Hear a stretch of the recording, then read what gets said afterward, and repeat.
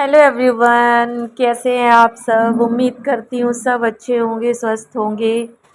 तो लीजिए, ब्लॉग आ गया है तो ब्लॉग में कंटिन्यू रहिए। ब्लॉग पसंद आए तो please like subscribe and share करना ना भूलें। और यहाँ पे मैंने पता है आपको क्या दिखाया प्लेट में, आलू पराठे बनाए थे मैंने आज।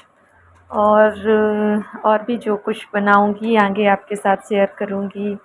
आज बना रही हूँ क्या स्पेशल, तो बने रहिए ब्लॉग में।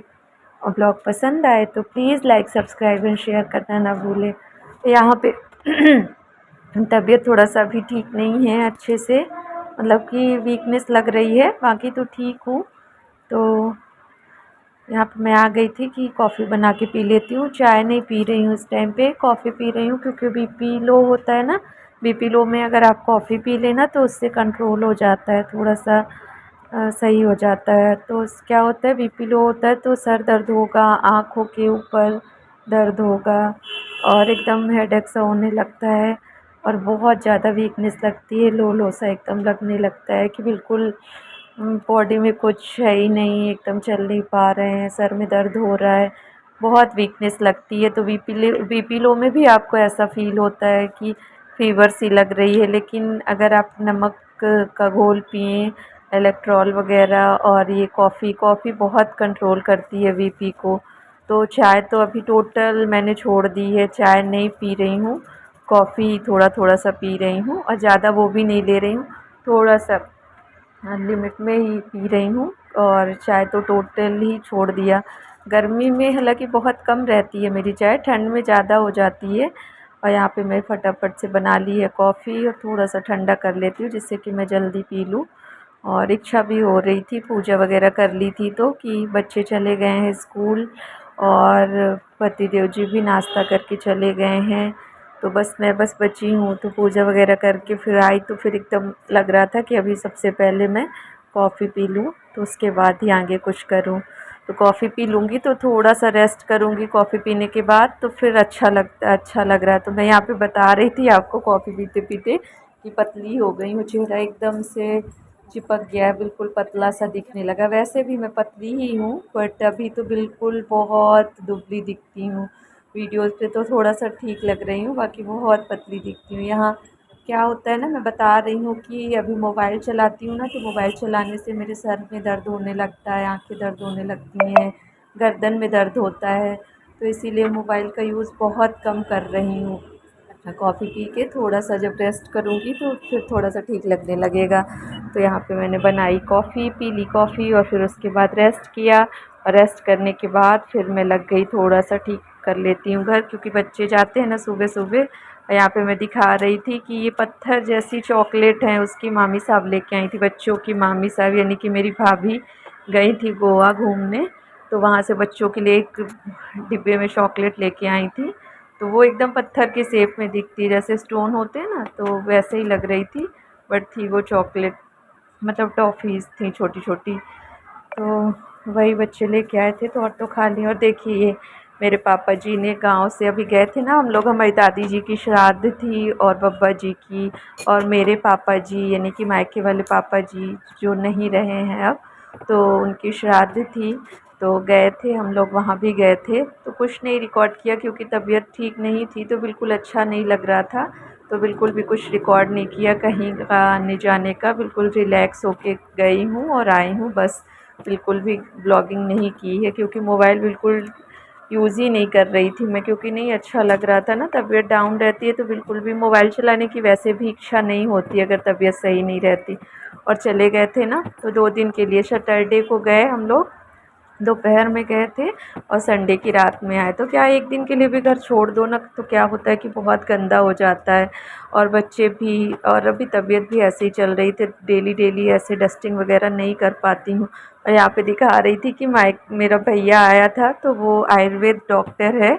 तो वो मेरे लिए दवाइयाँ लेके आया था ढेर सारी कि आप ये खाइए, दूध वाले पाउडर वगैरह, टैबलेट भी लेके आया था कि खाइए, इनसे वीकनेस ख़त्म होगी। कुछ भी नहीं है आपको, वीकनेस की वजह से ऐसा लगता है।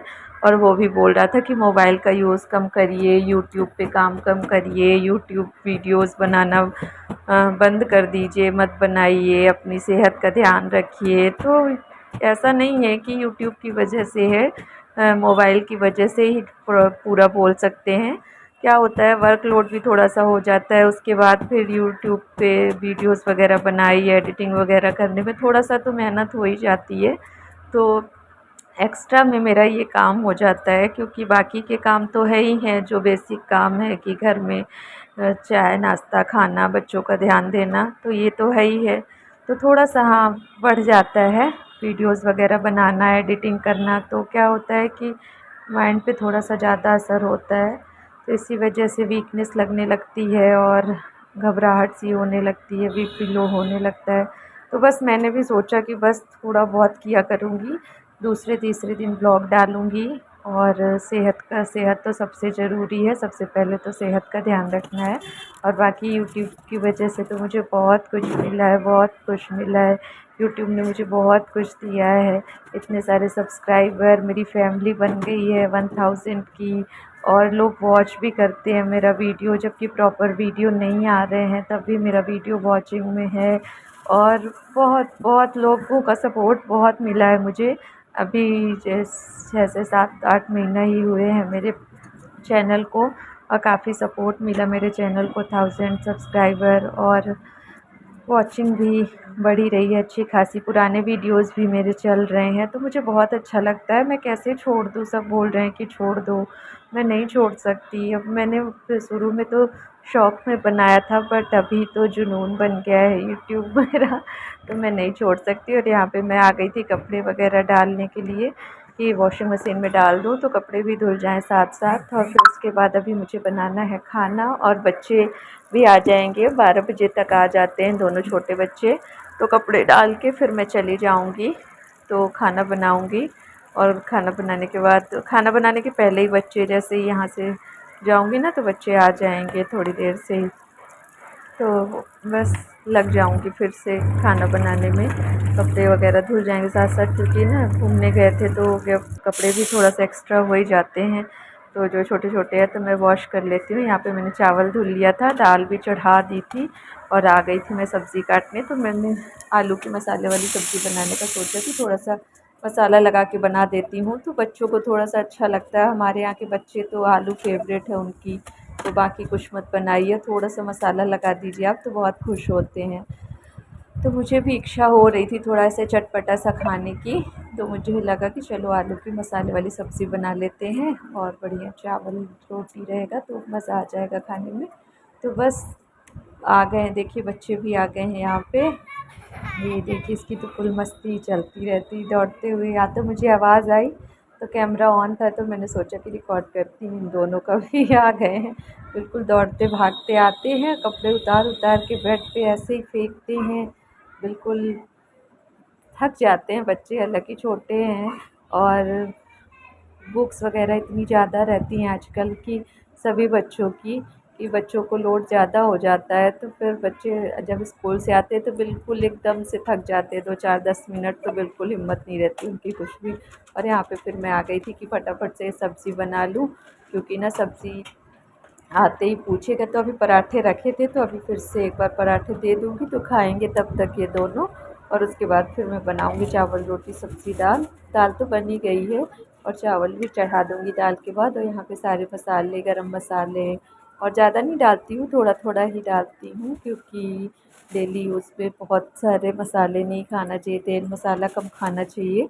तो बस यहाँ पे मैं फटाफट से धनिया, गरम मसाले, पिसी धनिया, गरम मसाले, और यहाँ पे थोड़ा सा 7-8 पीस बादाम डाल देती हूँ, तो क्या होता है ना, इससे क्रीमी टेक्सचर आ जाता है। और हल्दी डाल दी, और फ्लेवर भी अच्छा आता है। और क्या होता है ना कि बादाम डाल दो ना तो वो टेस्ट, ग्रेवी भी गाढ़ी हो जाती है थोड़ा सा, और टेस्ट वो क्रीमी वाला आता है। जैसे नहीं शाही पनीर पे काजू डालो आप या बादाम डालो तो शाही टेस्ट आ जाता है आलू में भी, तो अच्छी लगती है ग्रेवी। कभी डाल के आप भी बनाइए, ज़्यादा कुछ नहीं करना है, मसाले के साथ ही बादाम को भी डाल के पीस देना है, तो उसका टेस्ट बढ़िया आ जाता है। और बस यहाँ पे आलू फ्राई कर लेती हूँ, लाल लाल आलू फ्राई करिए, इसको भी नमक डाल के आप खाइए ना सिंपल, तो बहुत अच्छी लगती है। और यहाँ पे ये देखिए मैंने मसाले डाल दिए हैं पीस के, और बस बना लेती हूँ फटाफट से सब्ज़ी। और सब्ज़ी बनाने के बाद फिर बनाऊंगी आज कुछ और भी। क्या हुआ है ना, बहुत दिनों का दही रखा हुआ है कई दिनों से, यानी कि जो मलाई हम घी बनाने के लिए दही जमाते हैं ना, तो वो कई दिनों से इसको आलू में नमक डाल के खाना था, तो यहाँ पे मैंने दे दिया है। और टमाटर पीस के प्योरी बना लेती हूँ, तो 2 टमाटर डाल दूँगी, 2 या 3 शायद डाला था। तो सब्ज़ी के लिए ही ये पीस रही हूँ टमाटर भी, तो फटाफट से मैं टमाटर पीस के और सब्ज़ी में डाल देती हूँ। और मस्त सब्ज़ी बनी थी, कई दिनों बाद बनाई थी मैंने मसाले वाली सब्ज़ी। तो क्योंकि अभी तबीयत ठीक नहीं थी ना, तो ऐसे सिंपल ही लौकी आलू जो भी बना देती थी, सिंपल सिंपल ही खाना, क्योंकि ना बिल्कुल भी इच्छा नहीं हो रही थी कुछ भी ज़्यादा कुछ बनाने। अभी हालांकि बनाया था, अभी शायद बीच में भी एक दिन बनाई थी सब्ज़ी मसाले वाली, लेकिन उतना मन से नहीं बनाया था। वो राजमा बनाया था, उतना मन से नहीं बनाई थी। और यहाँ पे ये देखिए, लेकिन आज की सब्ज़ी बहुत ही टेस्टी बनी थी। और यहाँ पे मैंने आलू को भी डाल के अच्छे से एक बार और भून दिया है, और फिर उसमें डाल दिया है पानी। और पानी डालने के बाद जैसे ही पक जाएगी तो फिर बच्चों को लगा के खाना खिलाऊँगी। और ये देखिए मेरी सब्ज़ी बन के रेडी हो चुकी है। आ जाइए आप सब भी खाने के लिए। पसंद आ रही है मेरी सब्ज़ी आलू की मसाले वाली, अच्छी लगती है। ऐसे सिंपल ही बना लीजिए, फटाफट से बन जाती है, ज़्यादा कुछ करना नहीं पड़ता मेहनत। और बस अब उसके बाद में रखा है ना, बताया मैंने आपको दही रखी है कई दिनों से, तो दही फेंट लेती हूँ, या विस्कर में ही फेंट लेती हूँ मैं, विस्कर से ही बन जाता है।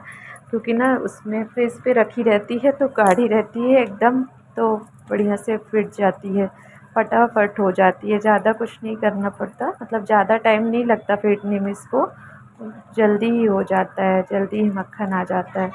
तो यहाँ पे मैं बना लेती हूँ, और इसको मक्खन भी चाहिए अभी। तो ये देखिए, अब इसको प्लेट में निकाल के शुगर डाल के दूँगी थोड़ा सा मक्खन। और ये कुछ बोल रहा था आपसे गाइस 1 सब्सक्राइबर करने के लिए थैंक यू। यही बोल रहा था। तो यहाँ पे बस मैं इसको दे देती हूँ थोड़ा सा मक्खन चाहिए, तो ये मक्खन शुगर डाल के खाएगा थोड़ा सा। और यहाँ पे मैं पानी डाल देती हूँ, तो जो भी है तो पूरा मक्खन इकट्ठा हो जाएगा। और यहाँ पे ये हाथों की हेल्प से मैं बहुत अच्छे से पूरा मक्खन निकाल के और फिर बनाती हूँ। कि आप लोग कैसे बनाते हैं मुझे बताइए कमेंट करके, क्या आप भी ऐसे विस्कर की हेल्प से बनाते हैं? अगर नहीं बनाते हैं तो फ्रिज पे रखा हुआ दही ना बहुत ही अच्छे से और बहुत जल्दी हो जाता है, सिर्फ 5 मिनट लगते हैं। ये जो डोंगे में मैंने निकाल के रखा है, इसमें इस इतने बड़े डोंगे की दही से 5 मिनट में फिट जाती है।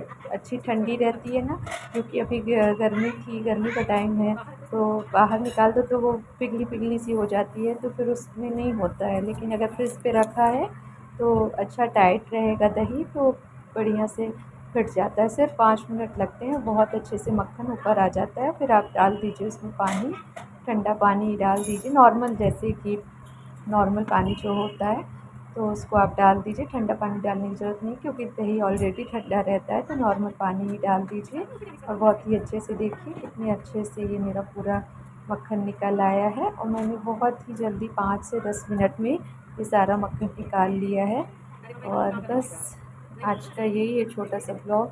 और फ्रेंड ब्लॉग पसंद आता है तो प्लीज़ फुल वॉच करिएगा आप सब, और लाइक सब्सक्राइब एंड शेयर करना नहीं भूलिएगा। और यहाँ पे देखिए मैंने कढ़ाई में चढ़ा भी दिया कि साथ साथ पक जाएगा, और पक जाएगा तो ठंडा करके फिर मैं उसको बाद में डिब्बे में डाल के रखूँगी। और ये देखिए कितना अच्छा, क्योंकि गाय और भैंस दोनों का दूध आता है हमारे यहाँ, मिक्स करके आता है, दोनों का लेते हैं, तो इसलिए थोड़ा सा येलो येलो सा दिख रहा है घी आपको।